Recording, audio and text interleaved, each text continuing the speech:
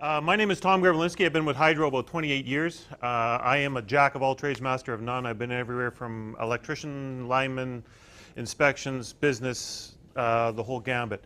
I'm going to be speaking about some of our programs. Let me say a few things about Manitoba Hydro in regards to programs. Now, Manitoba Hydro, we're doing the same thing you are. Every one of you is trying to spend as least amount of money running your system as you possibly can. And so are we. And part of that is trying to help you conserve energy, and because that's energy that we can use, we can actually sell that someplace else, and which we make more money than we do in Manitoba. A lot of people say that you're selling it to the States for a lot less than you sell it here, but the thing is, when we sell it to the States, we don't have any maintenance costs. We don't have any costs in regards to maintaining the system losses, any of that. So it makes a lot more sense for us to sell it to them at what's so-called bargain rate. In Manitoba, just to give you an example, like just putting poles in the ground each year, Manitoba Hydro spends almost 3 times as much as what we bought Central Gas for, just putting poles in the ground every year. So it's a lot of money to maintain a utility like that. How do you start this thing?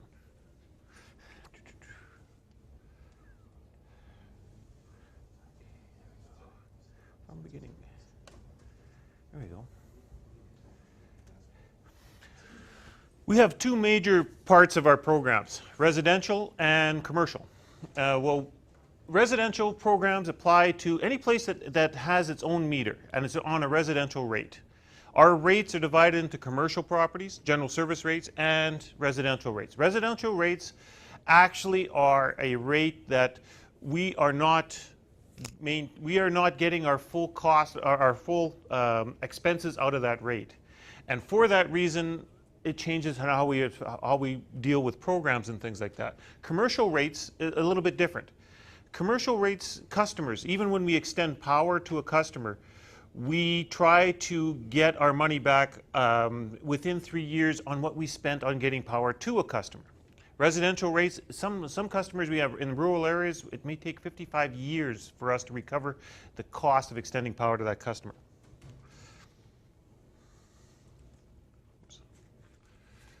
Residential programs. We have a number of different programs. Most of them are loans. Some of them, such as the HIP program, the Home Insulation Program, is an actual grant. We have programs that apply to, someone was asking about tenants. We have programs that apply to people in lower income. The Water and Energy Saver program is a great program. What we do is we actually look at the costs. What are we going to save and what are we going to get back out of it? When we looked at the Water and Energy Saver program, we looked at low flow shower heads, things like that. Now this kind of program, how does Manitoba Hydro make money back on water? Well, we make it back through, on one end, through Winnipeg and water systems, and from hot water. But what we found is by the time we went and got a bid on what we can provide some of this hardware for, it outweighed the fact, so that we found that we can just give it away. It just seemed a lot more easier than going through the administration costs of trying to give like a partial grant or something like that. It was just easier for us to give it away. So that's what we're doing. We'll give you up to 2 free shower heads, a kitchen aerator. I'll go through it a little bit more. Other programs are sort of a green program. What we're looking at is getting rid of the refrigerator retirement program. We want to get rid of old fridges. This is not your beer fridges and stuff like that. This is not the ones that are laying on the side of the road someplace. These are older fridges that you feel you're not going to use. We are not going to put this thing back to use. We're going to give you some money for it. We're going to come pick it up, take it away. A company that we have contracted with is then going to basically take off the door and scrap them. Earth Power program is a program related to geothermal systems. And then we have a lot of informational programs, such as low-cost energy, water-saving tips. The best thing, I'm not going to go into too much detail about any of the programs because we have a pretty good website. Our website, it is, if you look at that, what do you call that, link below, that will get you to pretty well all of our programs, residential and commercial. Residential programs, like we even have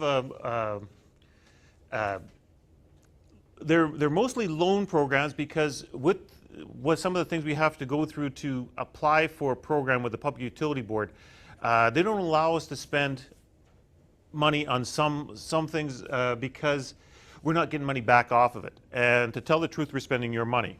All the money that Manitoba makes is from here in Manitoba. So we're spending your money. So we're trying to do it in a cost-efficient way. Energy finance plans, which we have it as a convenience. Our interest rates are high. We're trying not to be a bank. We're trying not to compete with banks. We're trying not to compete with loaning institutions and companies that have private companies that have their own loan programs. We have programs for First Nations. Home insulation program is a sponsored program. We do get government money for that, and so it is a year-to-year thing. We found that we're funding up to 90% of it, so I don't think it's going to be going away for that long in any time soon. Lower income. PAYS program is a newer program. PAYS stands for Pay As You Save. What we've tried to do is sort of combine a loan program with an energy efficiency program.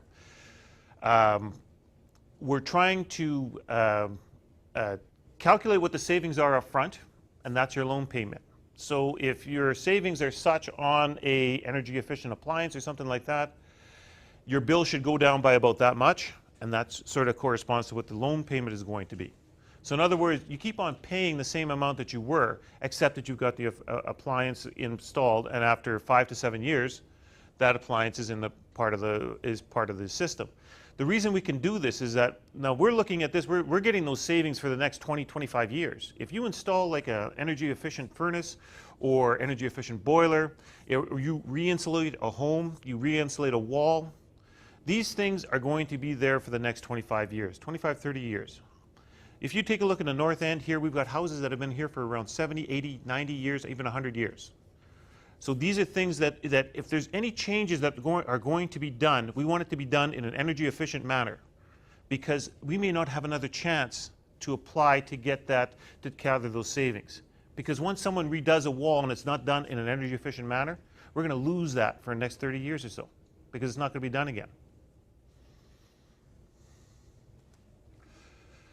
Power Smart residential loans. These are for windows and doors. This comes right on your hydro bill. It's a very open loan. The nice thing about that is you can pay it off at any time. You only pay for the interest you use. There's a number of things that are on this loan but it all has to be related to actually saving energy. Things like electric furnaces, electric hot water tanks, they're not, you only have to go to a Power Smart Gold tanks or something like that, because all of our programs are built on that incremental cost. Now, you can buy a standard appliance, like a gas furnace is a good example. A few years ago, you could buy an atmospheric type gas furnace, which is about 60–65% efficient.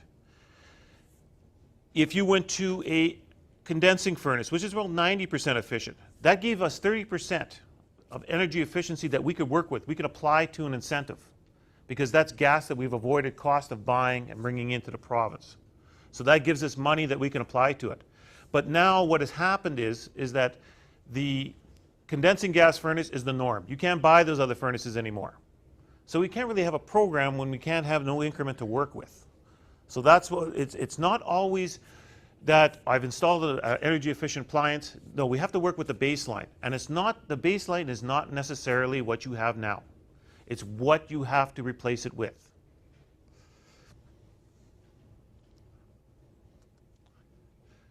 Pay As You Save. This is a pretty good program. It is very new. It came out last fall. It came out very quickly. We're not quite sure if it's working or not yet. The nice thing about this program, and I'm not going to go through too much of the slides because we're talking about interest rates and everything like that. If you want to know what your savings are, you can go to our website, to the PAYS site.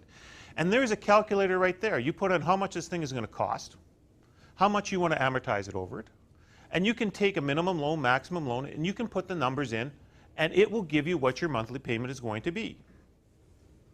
So you can have all the information up front before you even put any, start any quotes or anything like that. So you can play with that. That's available at all times, anytime. so that you can have a pretty good idea of what you want to do and what it's going to cost you. The other thing about makes unique about pays is that as a landlord, you can put this onto the tenant with an agreement. So the tenant is actually paying for the energy upgrades. Now that would follow with the next tenant or the next homeowner. This is also could be in the future will be able to be done in small apartments and things like that. The only thing with this loan is that because we're working on the savings, there's a lot of things that will not be allowed, such as windows. Windows are great for property value. Energy savings, they make up a very small part of your wall. So there's a very small amount of energy going through them. Payback is a lot because a window costs a lot. If you take a look at, I'm not going to, some of the window ads, they say, oh, the windows will pay for themselves. You have to remember that okay, like the average house in Winnipeg is paying total utility costs around $1,150 a year. Now, one window could cost $1,200. Now, I don't think you're going to get $1,200 back on that. It's going to take a long time to pay off windows. When I actually did a calculation for an apartment owner who wanted to change windows, he asked, asked, how long is it going to take off to pay my windows? I actually worked out the numbers. It was 37.5 years. And he looked at me, he says, I don't even buy green bananas. I'm not going to do this. But have this information. You should be looking at this information ahead of time. Mario said that I talked about grants and things like that. The biggest thing you can do with any project is plan. You should have a pretty good idea of what you want to do ahead of time, and the implementation, how to implement the plan itself. And think about when you're looking at anything like a major appliance or anything like that, don't look at the cost to buy it right now. Look at the cost to buy it and the cost to run it for the life of it. If you look at the cost of a condensing furnace versus well, that's a bad example. A regular boiler versus a condensing boiler, there's a huge cost difference in between the two. But if you were to look at the cost of buying the boiler and running it for 5 years, you will find that the condensing boiler is going to be a lot cheaper. And the life of that unit is 25 to 30 years. So for those extra 20 years, it's making you money. Home insulation is a pretty easy program to use. Insulation is a big thing in Manitoba. We have one of the worst climates in the world. We have North Pole cold and dry in the winter, and we've got Africa hot and humid in the summer. To make a building survive in Manitoba, it will survive anywhere. But the thing is that when you are doing renovations on these buildings, because like a lot of buildings, now just out of the room here, who has bought a brand new building to rent? Nobody. Everybody has bought an older building to rent, to make as an income property. A lot of these buildings will need work. Now, our program is, what we're looking at is if you are doing renovations, we're not there to pay for a new roof. We're not there to pay for a new window. We're not there to pay for a new wall. What we're there is that if you have to do work to that wall, or you're redoing the basement, Manitoba Hydro will give you a rebate to help pay to bring that insulation level in that basement up to a PowerSmart level, which is about an R24, and pay for the good part of that insulation. So in other words, that for a job that you were going to do anyway, now you've got a job that is going to save you energy. So we're not there to pay for insulating, for redoing the basement. What we're there is, we're going to, since you're doing the basement, we'll chip in some money. Why don't you insulate it to a PowerSmart level? That's what we're about. Qualifying is fairly simple. There are, you can do it yourself even, or you can hire a contractor. Contractors and places like Home Depot, Rona, some of these places all have these forms with them. So the main thing is qualify. Then do the job that you want to do, and then get a rebate. We do spot inspections, and these spot inspections, what we're doing is we want to make sure that jobs in Manitoba are being done well. We do have, another thing about Manitoba Hydro is that if you're looking for a third-party opinion, an impartial third-party opinion, Manitoba Hydro is probably a good place to look at. There's a lot of things being sold in Manitoba that, there may be, that are not really what they're up to. How many people have seen ads for this foam-sided insulation? Like you get a 1/4 inch piece and it's got an R6 or something like that. Well, a lot of that is just a lot of paper talk and not much really to it. We look and we actually test these subjects. We look at lighting, we look at heating equipment, we look at insulation. Does it live up to what it's actually saying? And if someone comes to you and says that, a very common one is it's 1 inch of insulation with a foam backing like that, with a silver backing like that. Now this silver backing, it's a great idea because the foam itself deteriorates if it gets into the light or anything like that, and that's what it's there for. It's not there as an insulation thing. It's not there to bounce back heat. But it does have, in a very specific few areas, that it will do something like that. But a lot of the claims are wrong. So what we're trying to do is give you a source that, am I being, told the right story here? You can call Manitoba Hydro. There's numbers I will have at the end of the presentation that you can ask a question like that. You can ask an energy expert. Manitoba Hydro, we have experts on building envelope, windows, heating and ventilation, even air compression, pumps, things like that. We do have a lot of bona fide experts within Manitoba Hydro that can help you with those questions. The thing is that we have no stake in that as well. We're not trying to promote a specific type of insulation or a specific lighting or a specific heating system. All we're after is the savings.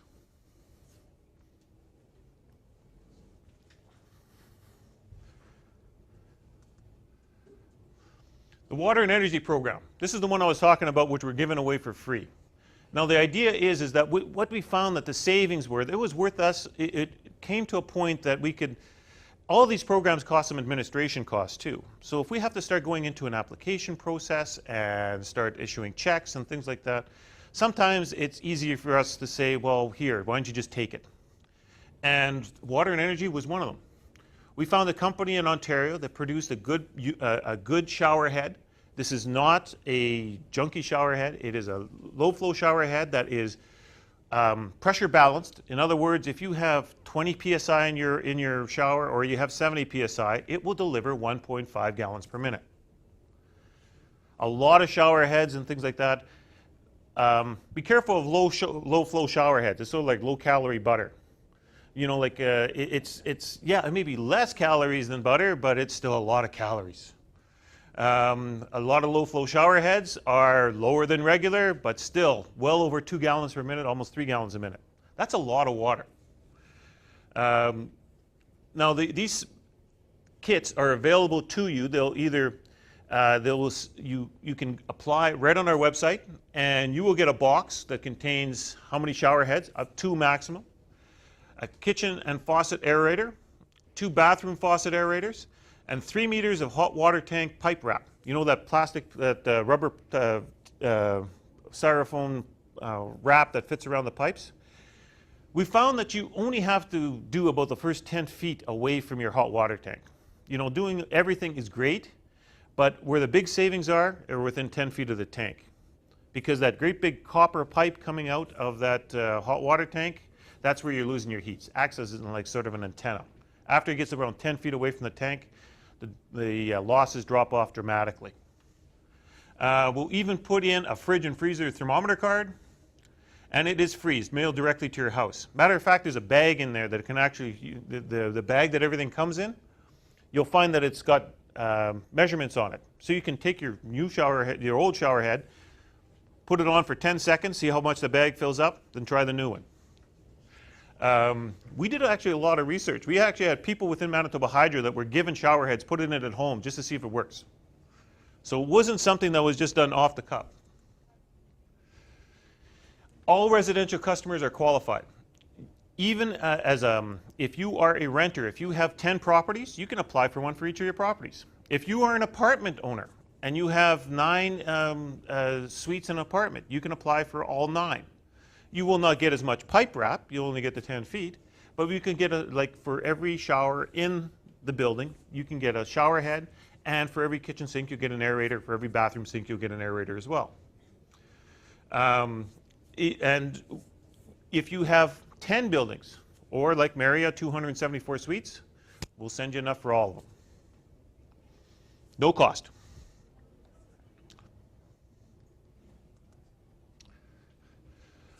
Now for commercial buildings, buildings that have a commercial meter in them. Now this may be, like for an example, a lot of apartments, they have the suites themselves have their own meter, and the hallways are all run off a common meter. With residential programs, again, because of our funding structure and everything like that, we can, for commercial properties, we're allowed to have a lot more incentives, actually, where we give money away. Instead of loaning money or giving grants or something, we have a lot more grants. And there's a number of different programs. Most of our programs are built on two things. We either have a prescriptive program, you have this, you put in this, we give you so much money. Or we have a calculated program. A lot of them are easy calculations, but all of them are based on the same thing. We're based on savings. Some of them, we don't know what the savings are, so we'll even have some custom programs where we have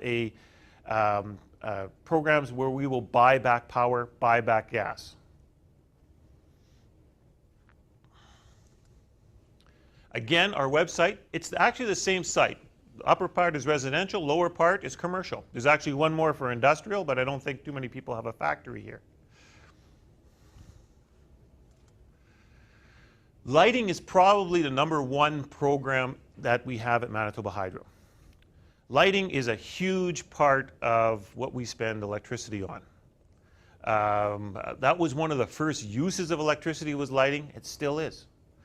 There's a lot more motors and things like that now, but because of that, we've had almost, since electricity has been around, we've had lighting, and there's older systems out there that are still there.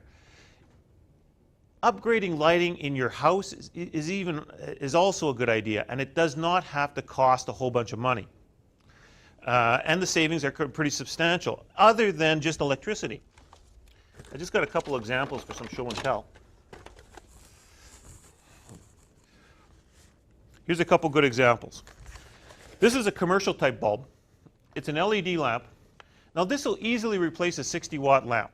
It's only using about 8 watts. You know, it says 40 on there, but it'll replace a 60-watt lamp easy. The other nice thing about this is that it will last probably around 30 to 40,000 hours. The other thing about that is it doesn't mind if it's laying on its side, upside down, or whatever. Some compact fluorescent lamps, they don't like that. If you lay a compact fluorescent lamp, it does not last nearly as long as it says it does. They like to be actually straight up or straight down. Actually, straight down is probably best for them. I'm just going to pass this around. Now that lamp there is probably around 30 bucks. Now here is another lamp I picked up at Walmart for around 12 bucks. And it does the same thing, but I'm just going to pass around both of them because you can see that that's a commercial grade lamp. This is a residential grade lamp. Now if you were to do an apartment block all your hallways, yeah, I would prefer you use something like that. But in a home or something like that, this is a very good lamp. You can even put this outside. It'll light up in -40. It'll dim. And that lamp is only 12 bucks. But if you look in some of your rental properties and things like that where security is an issue, things like that, security lighting, these could be hooked up to motion sensors. They don't mind being turned off and on. In cold weather, the LEDs themselves actually get a little bit brighter. They're very robust. In other words, that they're not easy to break. And they're cheap to run. If you have a situation like an outdoor light, which is running at about 4,000 hours a year, in other words, that it's on all night, a lamp like that can save you around 30 bucks a year. Yes? I had a fluorescent lamp that was in the fixture at the horizontal level, Mm-hmm. and it burnt out, and it was extremely toxic odor that came off of that. Why is that? There is an emulsion inside those lamps, and those lamps are the tubes that are hooked in. It's like a glue around there. Now there's a lot of talk about mercury and things like that, but here's a real scary thing for you. There's more mercury in a can of tuna than there is in most compact fluorescent lamps. So next time you have tuna, think about it. But the problem with compact fluorescent lamps, it's extremely rare if that thing is going to actually burst into flame. It will fizzle, it will pop at the very worst. But what's happening when you lay it down, they work the same as these lamps here. But if you look at a compact fluorescent lamp, you're looking at the glass part of the lamp is only about 5 millimeters wide, less than that in a lot of cases. And there's 2 little wires in there that gets the reaction going. When you lay that lamp down, those little wires get to probably around a little bit less than what they would in a filament like a lamp, but they get heated up. And gravity just starts to move them closer and closer to the edge of the lamp, closer to the glass. They get closer and closer to the emulsion that's in the glass, enough room to get air inside that lamp. That's when you get that fizzle, smoke, and pop. So that's what's happening. There was no indication of anything being there, and it's staying something horrific. Yeah, and then running it a little bit longer probably would have got to that point. But but a lot of times the fact that the lamp, when it actually opens up and you actually get a little bit of smoke coming off of it, that's extremely rare. Most of the time you get to that point way before. Also noticed something in my case. I didn't bring a shower head with me. But these are the aerators that we're talking about, and these are the kitchen ones. So we've got a nice little swivel thing, and these are free. And that's the ones for bathrooms. You'll notice on the bathroom one, it has threads on the inside and the outside, so it works on the old ones and the new ones. But lighting is probably our biggest program. I see probably in a year total applications, probably a neighborhood of around 550, 600 applications. And there's 4 of us. So LED lighting. We do have incentives on lighting for commercial properties. For residential properties, we don't, because what we're looking at is the main thing is that you got 2 different components to how much you spend on electricity. You got how many watts you're using and how many hours you're using it. The thing is with residential, it's very hard to determine what those hours are. For commercial, we've got a pretty good number that's around 2,000 hours. So if we have that average of 2,000 hours, which we base our program on, we can calculate what those savings are, and that's where we get these numbers where we can say, well, we can afford to spend this much on this lamp. The 2 things we work with in LED lamps, we look at the power of the lamp and how many rated hours of the lamp. Rated hours on an LED lamp, it's purely a company sort of preference. They're deciding that we have decided that this lamp will last 25,000 hours, so we'll warranty it for 25,000 hours or 3 years, whichever comes first. Which seems kind of dumb, but anyway. But there's LEDs that have been lit at MIT in Massachusetts since the mid-50s. Same LEDs. So that's what, over 60 years? So they'll last a long time. They do fade, though. LEDs do fade. And that is something that you should think of when, don't think that it's going to last there forever, because they do fade. Most of these will have what they call an L70 life. On commercial lamps especially, they'll have L70. And what they mean is that when the light level reaches 70% of what that lamp was originally putting out, we're calling it end of life. It may run for another 3 years. And LEDs are starting to become common in new fixtures.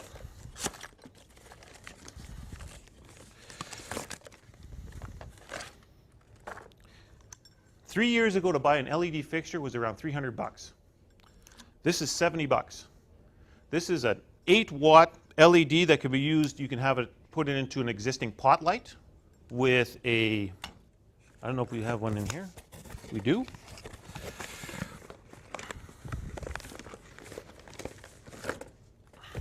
With an adapter. So it can fit into a pot light like this. This is a 4-inch, but this is not quite like this. These are compact fluorescents. But this is an easy conversion, even in new construction. If you take a look at that, these lamps here are compact fluorescent, but even with them, in a situation like this, these lamps last about 8,000 hours. They cost about $7 a piece, even compact fluorescents.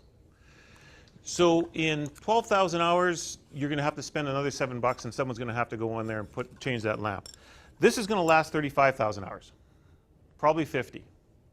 The cost of this is $70. The cost of that fixture there, the compact fluorescent, is around $70. So this is actually a pretty good, viable technology now. That box there can actually be worked on either in a pot light or in a standard octagon box.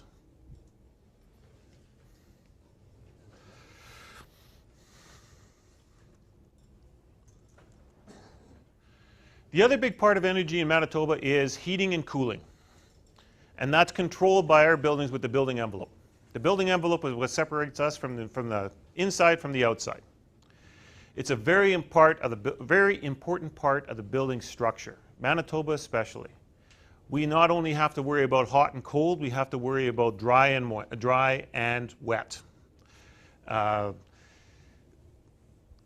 Heating is a big part of the cost of running anything in Manitoba, as well as cooling. For building envelope in commercial buildings, we do have a program to help you increase insulation. We do kind of look at a number of things. Now, this is what Mario was talking about when he said about lots of formulas. It was very hard for us to come up with something that you can easily calculate a number on. But we've come up with sort of a matrix, and what we're doing here is that there's basically two types of roofs in Manitoba. There's flat roof, which is like a built-up roofing or a deck roof or something like that, and there's attics. Now, the cost to insulate an attic is a lot less than the cost of insulating a flat roof, because in a flat roof, you basically have to take off the roof, replace it with a new roof on top of it. And our incentives reflect that. So it's not all just about savings. Our programs are designed to look at how much it's going to cost for us to get to that R25, to get you to get to that R40. Like, we're willing to make an investment toward that. Now, you're willing to make an investment in starting that roof. We're willing to make an investment to get you to a certain level. And these numbers that we pick, like for R40 for a flat roof, R25 for a flat roof, R40 for an attic, R17 for a wall. What we've done is actually take a look at ASHRAE records and things like that, and for those power smart levels, those insulation levels, that is sort of like the point of diminishing return. In other words, if you have a roof that is R5 or something like that, you can insulate it to R50, R60, R70. But R25 seems to be that point where you're getting the most for the cost of doing the job. You're getting the most money out of it. In other words, that if you insulate it too much more, you're not going to get back that investment into that insulation. If you insulate it too much less, it's no use doing it. So R17 for walls, and R25 for a flat roof, R40 for an attic. It's a little bit higher for an attic because it's very hard to maintain that average insulation level for an attic. You blow in insulation, it settles, it moves, there's air movement through it. You have to add more to do it to get to that maintained R level, that maintained the long-term actually energy transfer. Window upgrades. U-value is, if anybody here looking in the window market right now, looking to buy windows? Well, the one thing that like you compare a lot of windows. Everybody says my window's more efficient, my window's more efficient, my window's better, this one's stronger and everything like that. This U-value is a great number. U-value is U-value is a given number. It's a scientific number. It is the opposite of R-value. U-value is how fast heat is going through an object, and that's what it is. For windows in Canada, we have a standard. It's CSA A440.2. Now, the nice thing about that is that all windows have to be tested the same. They have to be tested by an independent lab. They can't be tested by the company themselves. So that U value is a pure number. Doesn't matter if it's an operable window. Doesn't matter if it's a slider or a casement.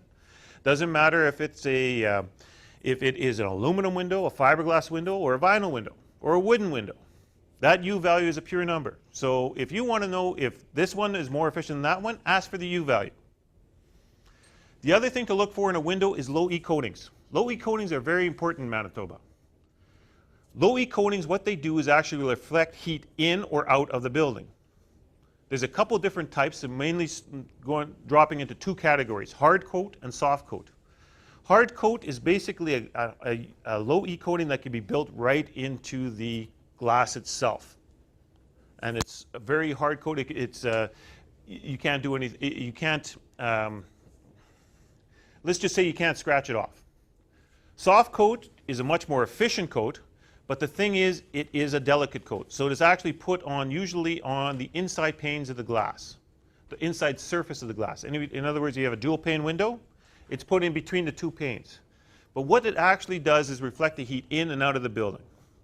Now that's a very important thing in Manitoba because in winter, we want to reflect the heat back into the building. We are not too worried about getting heat from outside.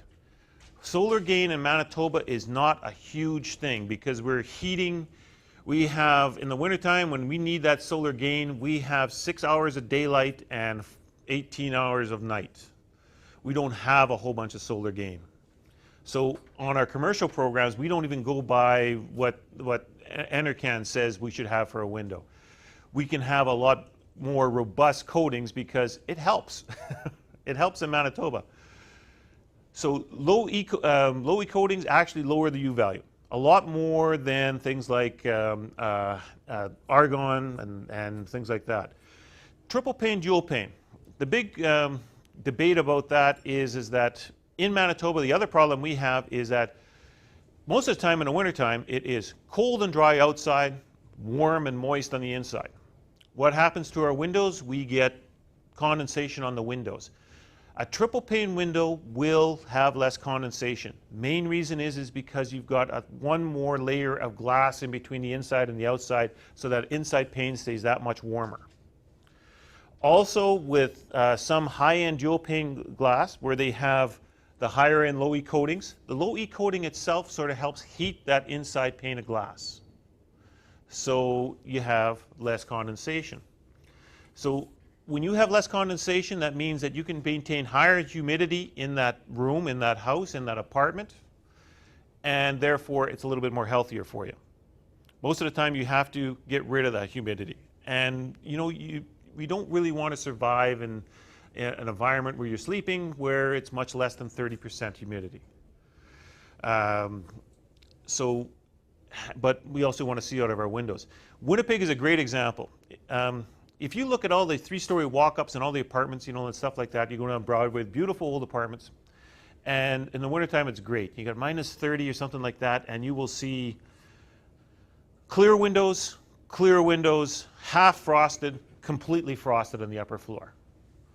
And that's that stack effect of the building itself, where all the heat is going from the first floor to the second floor to the third floor to the fourth floor. So everybody on the fourth floor is getting everybody else's heat. They're also getting everybody else's humidity. And so you got nice frosted windows because all that humidity is trying to get out the windows. And all the other ones are clear because all the air is coming in from that lower part. It's being sucked in because it has to be replaced. So if you're actually looking at a building like that, you can actually see where that point on the building where the air is going in from the bottom and coming out the top. Which tells you another thing what's very important about windows. The big savings where you get from windows is not so much the energy transfer, it's stopping air from going in and out. And that's the major part of window, the savings from the windows that you can see. Energy-wise, you're dealing with a very small part of the wall. Usually the fenestration rate on an average building is about 20%. In other words, about 20% of the walls is some kind of hole, either a door or a window. And the rest is walls. So like changing windows is probably a good idea for sealing up a building. Energy-wise, it's not huge. What can you expect in a commercial building for an incentive? On a higher end window, probably around 20% for Manitoba Hydro. On a window of 1.7 for U value, probably around between 7 and 10%. So it's actually a pretty good incentive back. But if you were to take a look at that cost would be pretty well between the incremental value between a standard window and going to that high efficiency window. Anybody got boilers here? Standard boilers, how old? No idea? That old? Atmospheric boilers are a big thing in Manitoba. Atmospheric boiler uses the air inside the room to sort of provide the combustion so it can heat up water. And basically, older boilers, all they are is a tea kettle. You've got an element heating up a bunch of water that you circulate through the building. That's a big user in any type of building, because hot water boilers in Manitoba, older boilers, if you were to look at your gas bill, the efficiency of a system, because you've got two parts of your heating system. You've got your heat source, and you've got the way you're delivering that heat. Now, a system like an older type boiler, it has about 20 gallons of water for a 9 apartment building. 25 gallons of water. So it's heating that 25 gallons of water, and then when it asks for heat, it circulates it. Then it starts running and heating that water again. Shoulder seasons such as now or in the fall, so that boiler is stopping and starting, and you're reheating and circulating that same 20 gallons of water umpteen thousand times a day. Condensing boilers work a little bit different. Number one, they don't take air from inside your building, because the atmospheric boiler has a vent beside it that's pulling air from the outside so it can burn gas to heat up your water. So not only are you trying to heat that water, you got to heat all that air that thing is bringing in. Now with a condensing boiler, condensing means that it is actually using the chimney. The best way of looking at it is using the chimney as another part of the heat exchanger. The only problem with that is that all that white smoke we've seen coming out of the chimneys of a standard furnace is water vapor. Water vapor it's part of the gas, it's part of the air and everything like that all goes in that combustion process. The only thing is, when we are burning gas like that and having that nice white smoke, that water vapor, like let's go back to grade 10 physics. If you turn a vapor into a water, you're getting about 10% latent heat. So all of a sudden, when you look at your condensing furnaces and your condensing boilers, you're going from a mid-efficient furnace, which is about 70%, to a high-efficiency furnace, which is about 90%. There's that 90%. You're just changing that water vapor into water, and that's where you're getting that extra heat. The only problem with that is it condenses inside the furnace, inside the boiler. And it condenses as an acidic water because it's got combustibles in it and things like that. So if your boiler or your furnace is not built for it, you start to rot out your boiler. Condensing boilers are meant for that. So they work really well. And in a boiler, it's much more important because you can play with the circulating heat. Instead of having 25 gallons of water, you have just enough water that you can that fills up your whole system. And instead of turning off and on, you just go up and down. In other words, the water temperature going out to the radiators may be in a very cold day, 180 degrees Fahrenheit, and on a very warmer day, it may be 90 degrees Fahrenheit. Instead of going up and down, it's just modulating to adjust for outside temperature. And what does that mean to you? What does 70% mean to you, 60% and 90%? Every dollar you spend on gas, you're getting 60% heat. 60 cents out of it of heat. So every dollar you spend on gas, you're getting 92 cents of heat. That's a big difference. That's a lot of heat. The other neat thing about that is that these boilers, because they use so much, they can heat water so efficiently that there's a return loop. It's a big loop. It goes out to the radiators and back. Now you've got all that nice heat coming back to the radiator, so you can actually harvest some of that, put it into your domestic hot water system. In most, if you have a building with a gas furnace and a gas hot water tank, 20% of your gas bill is going into your hot water. A typical vertical tank has an energy efficiency of around 55%. A typical vertical tank will last 8 years. A boiler will last 35. So they can actually, in larger buildings, we have a lot of places in Winnipeg where they have cut their gas bill by almost 40% by taking, first of all, replacing the old boiler with a condensing boiler, and then using that same boiler to heat their hot water. So they got rid of two things. Is suitable for the single house? Where you have a hot water system, yes. They come as small as a neighborhood of 70,000 BTUs. So that's capable for a small house. How much it costs? A small boiler is somewhere in the neighborhood of around $4,200, and then installation. The nice thing about it is you also get rid of your chimney. These can vent right out the side of the, like a condensing furnace. Pays. Pay as you save. Now, this is a different type of program. It is a loan program combined with a savings program. What it is for typically for anything that is an energy saving device or method in your home. We do not have a commercial pays program as of yet. Again, because we're looking at what we can finance, and we have to look at the amortization rate versus what we're getting back on it, and it's very hard for us to sort of come up with a good list. With residential, we have a little bit more leeway. Again, all of this is really good information, but there's a really neat calculator that's right on our website that actually you can take in the cost of things. It explains to you what is it will. There's drop-down boxes which you can look in, and if you put in Windows, it'll say no, we can't do Windows. Too much of a payback. But now it is not. In some cases, for example, you can put a geothermal heat pump on this system, but you will not pay off the whole thing. They will be a balance that you have to finance yourself, and then a part that is financed by Manitoba Hydro. So there's some things that are beyond what, like the savings are. The savings are good, but the cost of them of putting it in, like a geothermal system, is usually probably in the neighborhood around $25,000, $26,000 for a 1,500 square foot house. So it's an expensive proposition. It's transferable between homeowners, landlords, and tenants, and it's tied to the properties. The caveat is registered with land titles.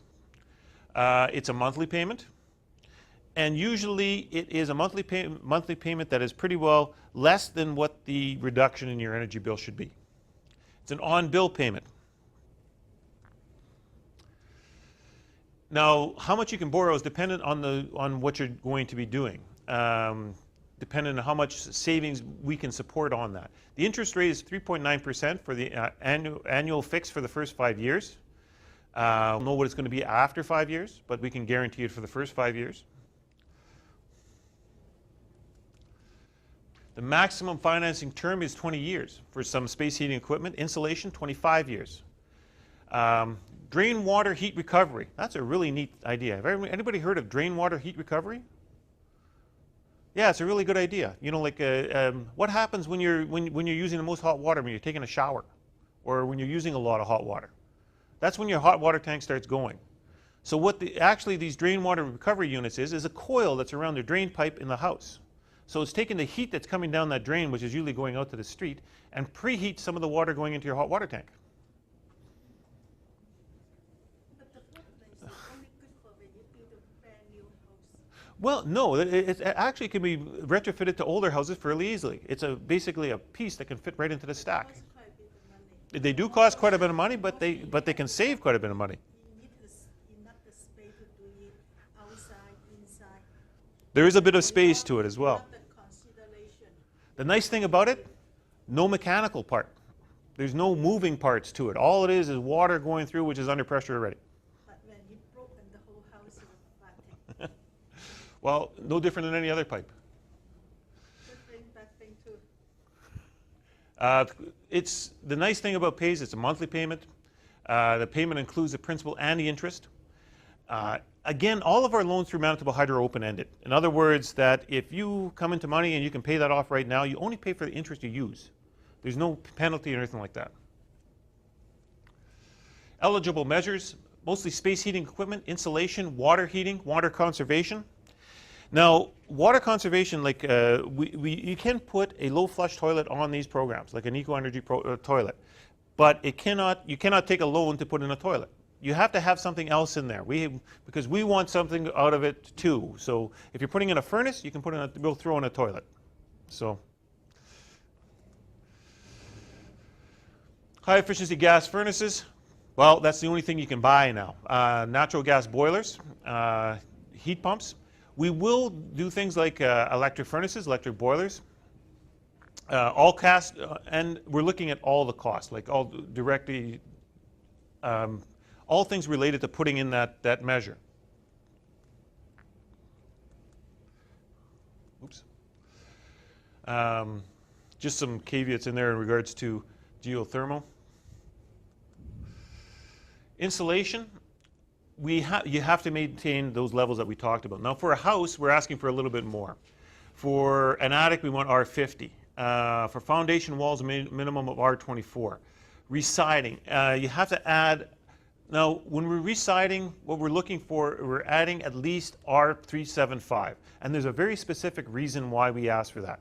If you are residing a building and you put in insulation on the outside of a building, there's a lot of companies that sell like a siding that has an insulation behind it. Be very careful about a product like that, because what you've done is actually introduced another vapor barrier. Vapor barrier is something that stops moisture from going out. Remember, this is Manitoba. Hot, moist on the inside, cold, dry on the outside.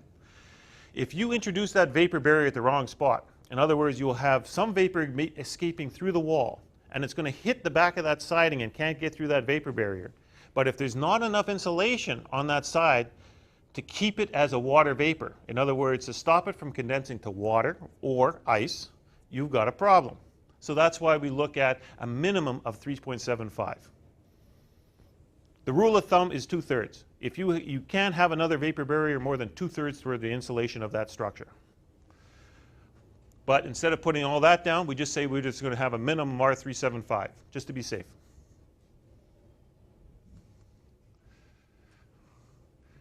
Building materials. It all has to be to the Canadian General Standards Board. Framing and fire protection covering must be applied. In other words, for a basement insulation job, it has to be drywalled. And all wiring must meet minimum code. And qualifying drain water heat recovery. And the water conservation, the water sense labeled toilets, it has to be done with another energy efficient manner. And it must replace a 13 liter per flush toilet or more. All the water sense toilets are sort of like the Power Smart of toilets, and they are labeled that way.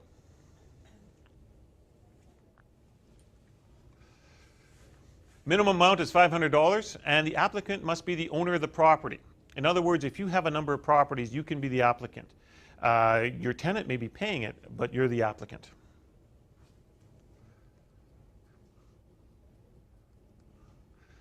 It's not available for unoccupied homes, seasonal homes, apartments, homes under construction, or projects that have started, used equipment, or customers' personal labor. When we say projects that we have started, now there's a couple reasons we do that. First of all, that we want to have some influence into the project, and we kind of want to have an idea of what you're doing. And the reason for that is that we kind of want to have a look, because a lot of times we'll say, wait a minute, don't do that because, you know, like you may be doing something that may not be right. So it's not that we're trying to make it a little bit nitpicky. We're trying to see if that we can sort of catch some projects before they happen. Manitoba Hydro, it's, you know, like I say, we have a lot of energy experts and stuff like that, and they're really good sources of information. Part of the reason is because they've seen a lot of really good jobs that work really well. The other reason is because they've seen a lot of jobs that don't really work really well, and that's probably more important.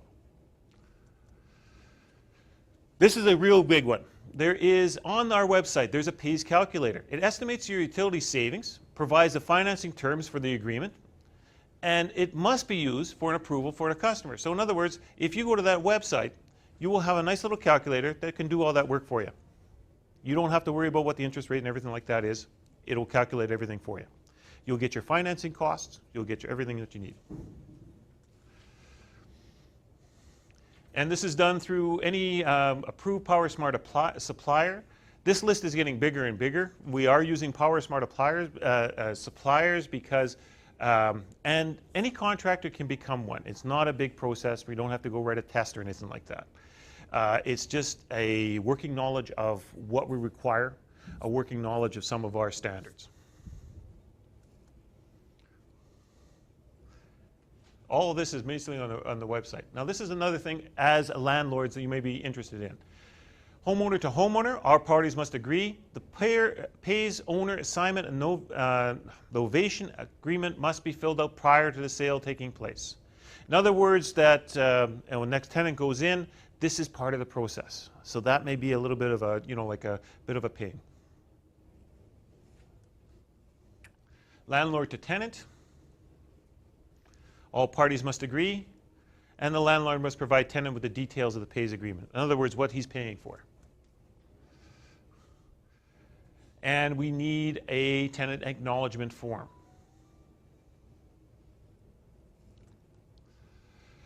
For people who have more than one property, this is kind of an aside thing, other than energy.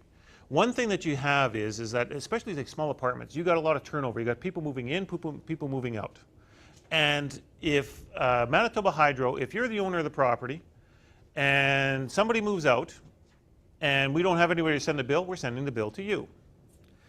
So this gives you an easy way of doing those changeovers right on the internet.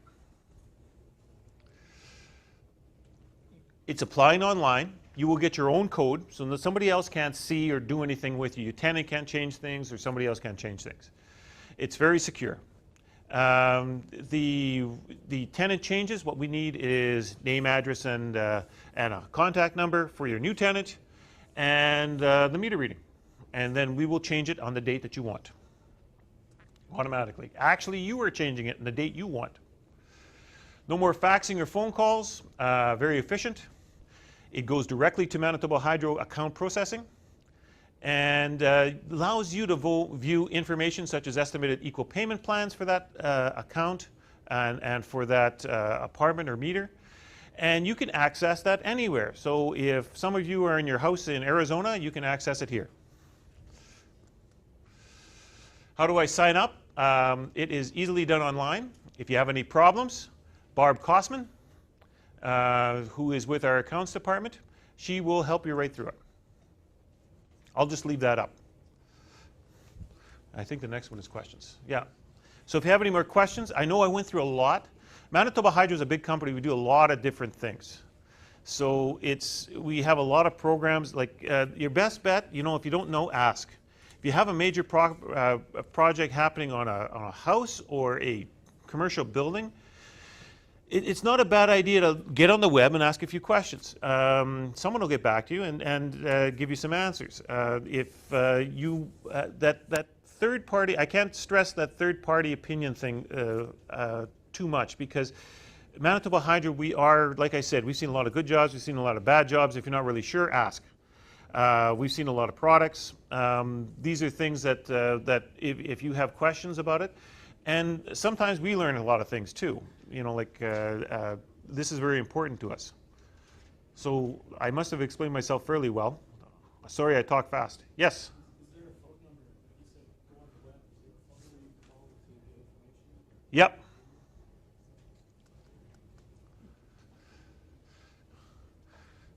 Pretty simple, 1-888-MB-HYDRO.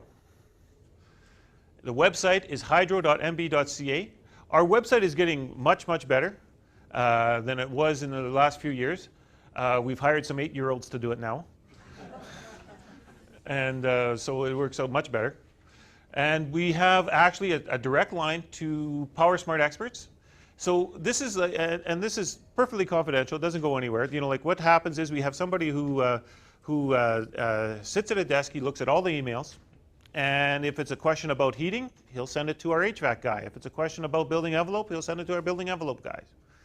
So if you want a question, and usually it's about between 24 and 36 hours you get an answer back. Any other questions? Yes. You made reference to the fact that the landlord can access the accounts of the tenants. I tried that, and they wouldn't allow me to. What you're accessing is certain information. We can't let you access what he's actually using, but we can access things like his things like what if he went on where he pays the same amount every month. That type of information, because Privacy Act does not permit us to give you his bills, but we can give you an average, sort of thing, like things like that. So if you see an average and it's like a 900 square foot house and the monthly payment plan is going to be like $1,100, you might have a grow up in there, but there's some restrictions to what we can actually supply. Can you get the total annual? We actually can't even give you a total annual. Okay. No. Next question. Water heaters. Mm-hmm. Water heaters. Yes. Tankless versus tank. Depending on the situation. Now, there's also two different types of tankless. There's gas tankless, and there's electric tankless. The problem with tankless electric heaters is the fact that, if you have a family of 4 in a building, and you have 2 people taking a shower at the same time, you're using an awful lot of electricity all at once. Now, it's not a big deal because you're not in a demand sort of situation in billing. But the thing is that you have to look at your service size, because those tankless servers would use probably as much as a electric furnace. We're talking 12 to 15 kilowatt. So it may not be a good application at that point. So a lot of times for electric side, going to what is called an Energy Star tank, which is basically a very well insulated hot water tank, is a better idea, because your storage costs are what costs you money. And going to a much more efficiently stored tank, you'll find that the actual cost difference in demand type heater and energy storage tank is not a whole bunch of Manitoba on the electric side. On the gas side, now there are units that are very efficient. They heat water up very quickly. Gas is a great way of doing that. They're basically, what they are is a sort of a miniature condensing gas boiler. They're meant to take that 35-degree water that's coming out of the system and heat it up to 120 degrees in the space of probably 8 feet of pipe that's wound inside the unit itself. They are very efficient, but they're very expensive as well. But the thing is, most of them, their life is a lot longer than some of the vertical tanks, and the reason for that is because it is meant to take that 30-degree water coming in. Most problems with vertical tanks in gas tanks is the fact that you have this very cold water coming into a tank and it's shocking that heat exchange unit. And when that unit starts to develop cracks, and you have leakage, and then you end up with problems. And that's why those tanks don't last as long as you won't get a gas tank that will have more than a 5-year warranty on it. But the cost difference is fairly high. But the thing is, right now with gas prices, your actual savings are not huge with that cost difference. Your payback is fairly long, probably in the neighborhood of about 6 years. In the case where it does make sense, if you have small commercial properties where you don't have a lot of hot water being used, it makes very good sense, because now you got rid of that storage fee. And then even small electric tanks are available, somewhere in the neighborhood of 4 kilowatt or so, which will supply something like a sink. Not so much for something like a hairdresser shop or something like that, but like for a small office or a store, they work pretty good, and the savings are good. So you have to kind of look at the situation. So when you ask a question like to the Power Smart expert, you would say, basically, I have a small commercial property that uses about X amount of hot water. Which tank should I use? And then that, because usually the question depends a lot on the answer depends a lot on the question. I hope I answered your question. Any other questions? Yes. Just about that HIP program, how long does it take to get approved to get repaid? Um, a day and a half, 2 days.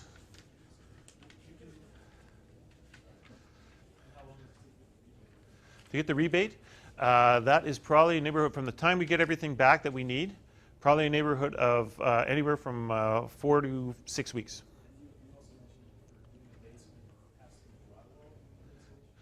On the HIP program, it does not. On the PAYS program, it does.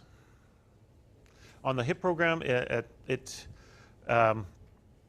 has to meet code, and so if it is styrofoam and covered in poly, usually that's okay, but in some cases the inspector will make you drywall it.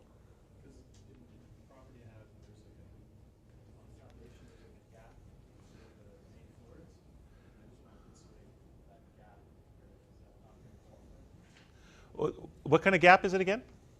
It's just like there's a couple of feet before the main floor. Mm-hmm. And it's really badly insulated around it. Like a crawl space sort of thing? Yeah, well, it's more than that. It's like a 3-4 basement. Okay. And you're planning to insulate it how? I guess just put some insulation and maybe cover it. Insulation like bath insulation? Yeah. If you leave it even with poly on the outside and just leave it with poly, your insulation value is next to nothing. So, like if you're going to leave it open or something like that, remember to, like you may want to look at something like spray foam or something like that. There are some self-applied kits, and the cost of spray foam has come down a whole bunch. But, this is also a good thing to know in places like the Story and a Half's famous in Winnipeg, where you have the sort of like half wall in the attic sort of thing. That wall should be covered with something on the outside, because on both sides of that insulation, because all you're basically doing is when that insulation moves away from that wall a little bit, all the cold air just comes right up against the wall. So you want to sandwich it so you can trap that air. That's what that insulation is supposed to do. If you leave just the poly, you wouldn't believe that the air pressure from the inside and outside, and just like air going over the building, like wind and something like that, we're not talking hurricanes here, but it's enough to tear that vapor barrier if you don't leave it, if you don't have it supported somehow. Now you could get away with just the vapor barrier, but it should be at least strapped close together so that it holds it together. Otherwise, like you're not getting the full effect of that insulation. But yes, in the wrong side, yes, it will.